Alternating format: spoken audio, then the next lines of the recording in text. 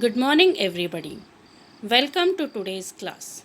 This is on Indian financial markets. Subscribed for BCom 5th semester, Rani Chennamma University, Belgavi.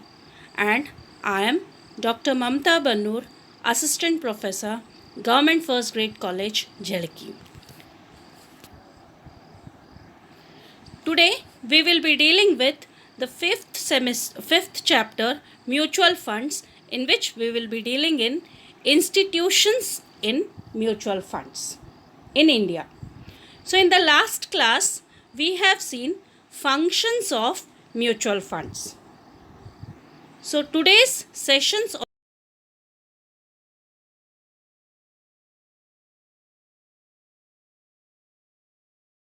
fund institutions operating in India. So outcome of today's session will be the students will be able to understand the history and growth of mutual funds and mutual fund institutions operating in India. So let us begin the institutions of mutual fund in India. As you all know, the first company that dealt in mutual funds was Unit Trust of India. In India, UTI was set up in 1963 as a joint venture of RBI and Government of India. So what was the objective? UTI objective ಏನಿತ್ತು ಅಂದರೆ small investors ಅಂದರೆ ಸಣ್ಣ ಹೂಡಿಕೆದಾರರಿಗೆ ಅವರಿಗೆ information ಕೊಡುವುದು, ಯಾರಿಗೆ ಶೇರ್ಸನ್ನು ಕೊಂಡ್ಕೊಳ್ಳೋಕ್ಕಾಗಂಗಿಲ್ಲ ಅವರಿಗೆ ಒಂದು ಹೂಡಿಕೆ ಒಂದು ಅಪಾರ್ಚುನಿಟಿಯನ್ನು ಕೊಡೋದು, ಒಂದು ಅವಕಾಶವನ್ನು ಕೊಡೋದಕ್ಕಾಗಿ ಯು ಟಿ ಐ ಸೆಟ್ ಆಯಿತು, unit trust of India. So ಆವಾಗಿನ ಕಾಲದಲ್ಲಿ you T I was ಮೊನೋಪಲಿ. You T I was the only player in mutual funds. So this UTI was enjoying the monopoly for many long years. In India, mutual fund in India has gone under 4 phases. In 4 phases, the history and growth of mutual funds has taken place. So first phase yaudu? First phase was phase of inception. Andre this was the phase when mutual funds first start ಆಗಿದ್ದು 1964 ಅಲ್ಲಿ, right. So U T I start ಆಗಿದ್ದು 1963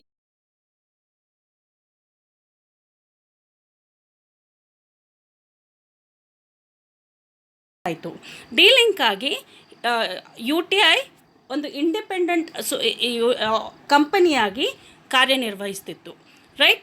so U T I US-64 ಅನ್ನುವಂಥ ಒಂದು ಪ್ರಾಡಕ್ಟನ್ನು 1964 introduce ಮಾಡಿದರು, right. So in 1971 U T I ಇನ್ನೊಂದು ಪ್ರಾಡಕ್ಟನ್ನು launch ಮಾಡಿದರು, which was known as unit linked insurance plan.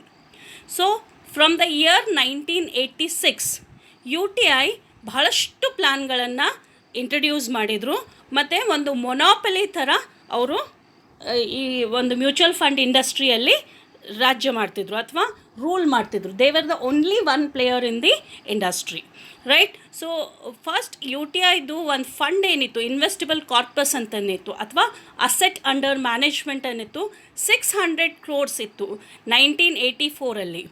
600 crores ಇದ್ದಿದ್ದು ಬರೀ 4 ವರ್ಷದಲ್ಲಿ 1964 600 crores ಇದ್ದಿದ್ದು 1988 6700 crores ಆಗಿ ಹೆಚ್ಚಿಗೆ ಆಯಿತು, ರೈಟ್. ಸೊ ಇಲ್ಲಿ ಬಂದಾಗ ನೆಕ್ಸ್ಟ್ ಫೇಸ್ ಬರೋಕ್ಕೆ ಒಂದು ದಾರಿ ಮಾಡಿಕೊಡ್ತು, ರೈಟ್. ಸೊ ಈ ಒಂದು ಸ್ಟೇಜ್ನಲ್ಲಿ ಏನಾಯಿತು, ಬರೀ ಒಂದೇ ಯೂನಿಟ್ ಅಲ್ಲದೆ ಬೇರೆ ಯೂನಿಟ್ಸ್ ಕೂಡ ಎಂಟ್ರ್ ಆಯಿತು, ರೈಟ್. ಸೊ ಆವಾಗ ಅಲ್ಲಿ let us see this.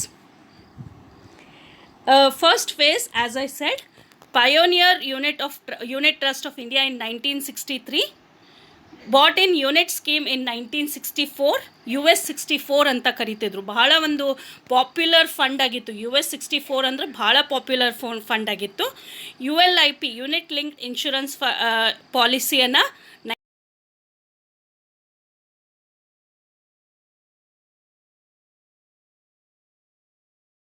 in 1987.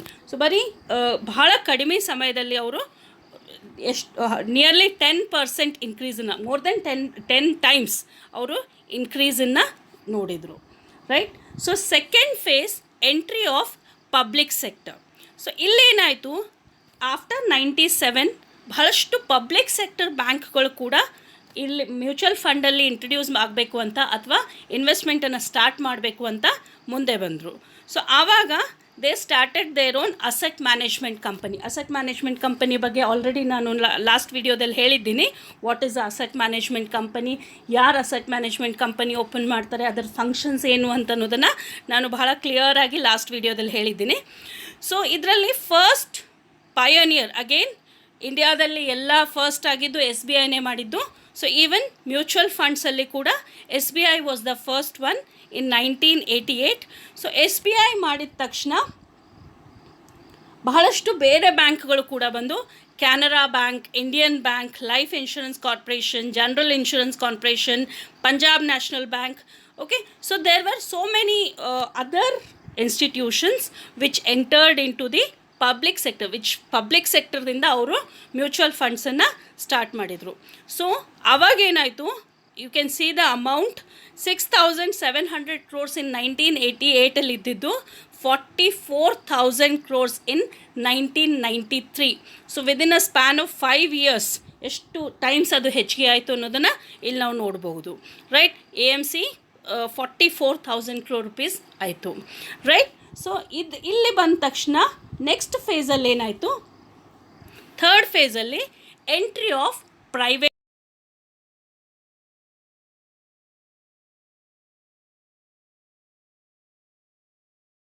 Enter ಅದು. So all of us know new economic policy ಬಂತು 1991. ಸೊ ಆವಾಗ ಲಿಬ್ರಲೈಸೇಷನ್, ಇಂಡಿಯನ್ ಎಕನಾಮಿ ಲಿಬ್ರಲೈಸೇಷನ್ ಆದಾಗ ಬಹಳಷ್ಟು ಪ್ರೈವೇಟ್ ಆರ್ಗನೈಸೇಷನ್ಸ್ ಕೂಡ ಒಂದು ಮ್ಯೂಚುವಲ್ ಫಂಡ್ ಇಂಡಸ್ಟ್ರಿನ ಎಂಟ್ರ್ ಆಗೋಕ್ಕೆ ಸ್ಕೋಪ್ ಆಯಿತು. ಸೊ ಅಲ್ಲಿ immediately many foreign players and Indian players entered the mutual fund industry. So immediately ಬಂದಿದ್ದು 11 players launched their asset management companies. Very common and very popular were these 3.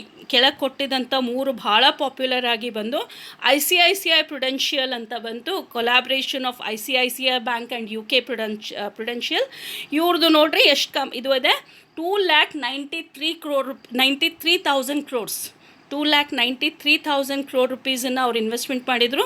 Around 1,400 ಸ್ಕೀಮ್ಸಲ್ಲಿ investment ಮಾಡಿದರು. So ಅಂದರೆ 1,400 different types of mutual ಫಂಡ್ಸನ್ನು ಅವ್ರು introduce ಮಾಡಿದರು. So ಅದೇ ರೀತಿಯಾಗಿ HDFC ಬಂದು ನಿಯರ್ಲಿ 900 ಡಿಫ್ರೆಂಟ್ ಟೈಪ್ಸ್ ಆಫ್ ಸ್ಕೀಮ್ಸಲ್ಲಿ ಬಂದರು. Kotak Mahindra again a joint venture of Kotak financial services and Mahindra group. ಇವ್ರದ್ದು ಅಸೆಟ್ ಬೇಸ್ ಬಂದು 1,19,000 crores.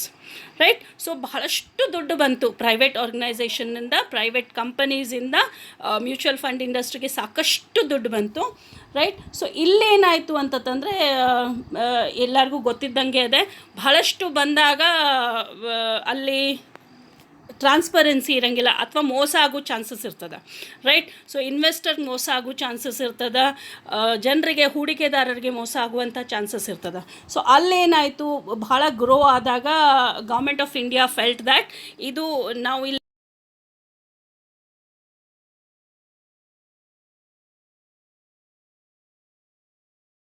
ಇಂಟ್ರಡ್ಯೂಸ್ ಮಾಡಿ ಹೂಡಿಕೆದಾರರಿಗೆ ಏನು ನಷ್ಟ ಆಗಲಾರ್ದಂಗೆ ನಾವು ನೋಡ್ಕೋಬೇಕು ಅಂತಂದ್ರೆ ಅವ್ರೇನು ಮಾಡಿದರು, ಫೋರ್ತ್ ಫೇಸಲ್ಲಿ ಫೇಸ್ ಆಫ್ ಕನ್ಸಾಲಿಡೇಷನ್ ಅಂತಂದರೆ ಎಲ್ಲ ಕಂಬೈನ್ ಆಗಿ ಒಂದು ಸ್ಟ್ಯಾಟಿಕ್ ಪ್ಲೇಸಲ್ಲಿ ಬಂತು. ಅಂದರೆ ಒಂದು ಎಲ್ಲ ಸ್ಟೆಬಿಲೈಸ್ ಆಗುವಂಥ ಒಂದು ಫೇಸ್ ಇದು, ಒಂದು ಸ್ಟೇಜ್ ಇದು ಬಂದುಬಿಟ್ಟು February 2003 to April 2015.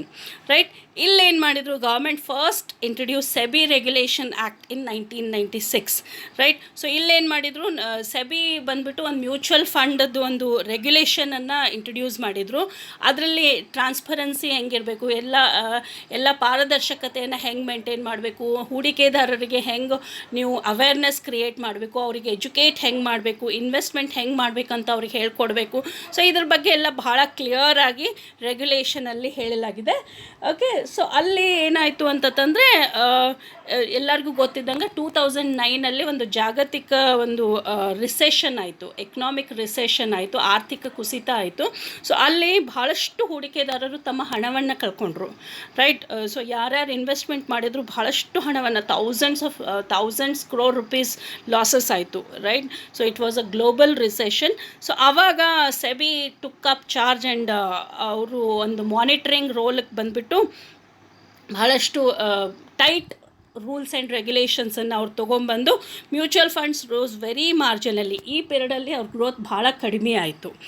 Okay, so ಇಲ್ಲಿ ಅವರು ಒಂದು ರೆಗ್ಯುಲೇಷನನ್ನು ಮಾಡಿ, ಅಲ್ಲಿ ಅವರಿಗೆ ಹೂಡಿಕೆದಾರರ ಪ್ರೊಟೆಕ್ಷನ್ಗೋಸ್ಕರ ಒಂದು ರೂಲ್ಸನ್ನು ಮಾಡಿ, ರೆಗ್ಯುಲೇಷನ್ಸನ್ನು ಮಾಡಿ, ಒಂದು ಕಂಟ್ರೋಲ್ ಮೆಕ್ಯಾನಿಸಮನ್ನು, ಒಂದು ನಿಯಂತ್ರಣ ಒಂದು ಮಂಡಳಿ ಅಂತ ಅವರು ಗುರುತಿಸ್ಕೊಂಡು ಅವರು ಕಾರ್ಯನಿರ್ವಹಿಸಿದರು.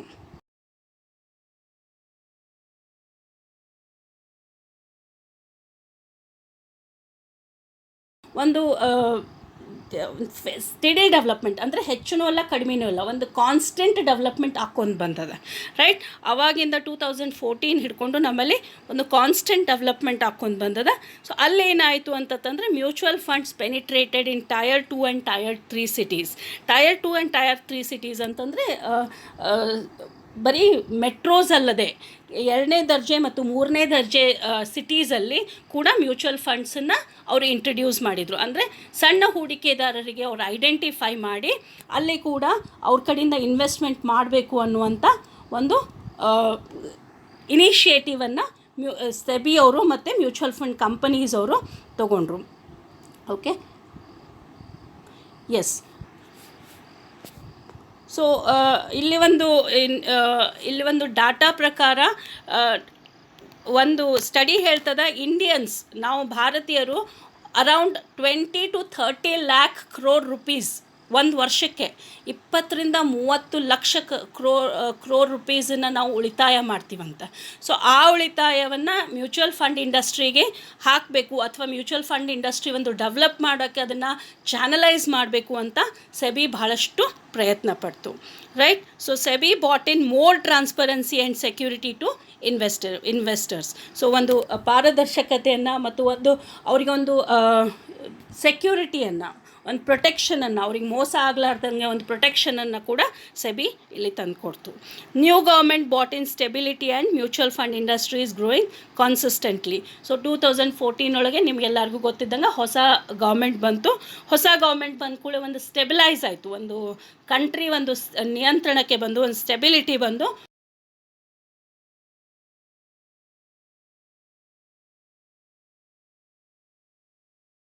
$3 lakh crores ಸದ್ಯಕ್ಕಿಂದು ಅಮೌಂಟ್ ಇದು ಲಾಸ್ಟ್ 2020 ಅಮೌಂಟ್ ಇದೆ.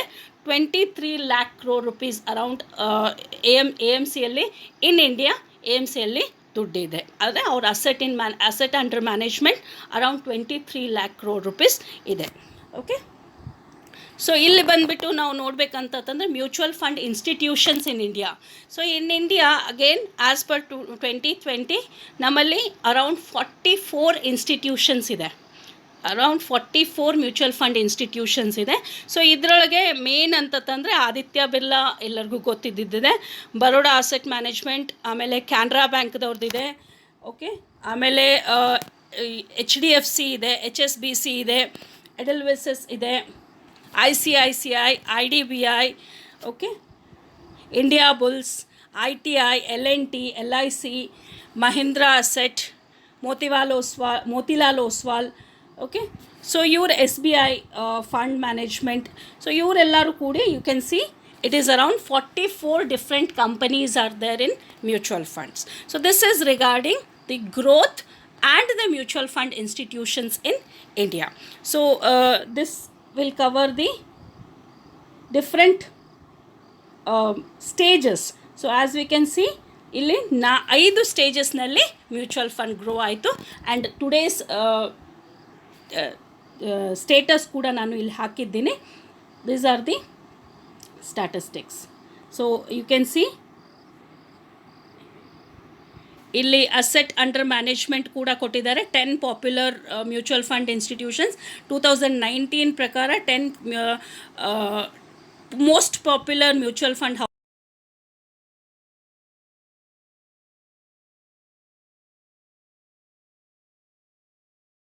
ನಿಮ್ಗೆ ಏನಾದರೂ ಡೌಟ್ಸ್ ಇದ್ದರೆ please comment in the comment box. Thank you.